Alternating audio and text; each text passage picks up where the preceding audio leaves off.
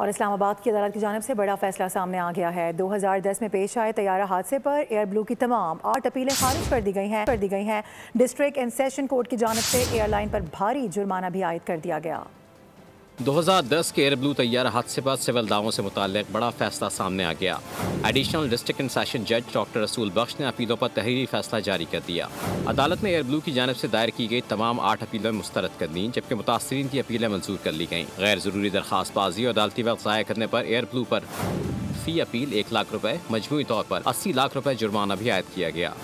अदालत ने air blue को मुतासरीन को मजमूई तौर पर 5 अरब 41 करोड़ 78 लाख रुपए अदा करने का हुक्म दिया है। मुतासरीन ने फीकस मुआवजा 1 करोड़ रुपए तक महदूद रखने के खिलाफ अपीलें दायर की थीं। ये अपीलें इस्लामाबाद हाई कोर्ट में भी जेर समात रहीं। ताम हाई कोर्ट ने अपने दायरे इख्तियार के तहत इन्हें वापस सेशन कोर्ट के सुपुर्द कर दिया था। अदालत के इस फैसले को एयर ब्लू हादसे के मुतासर खानदानों के लिए एक अहम कानूनी पेशरफ्त करार दिया जा रहा है।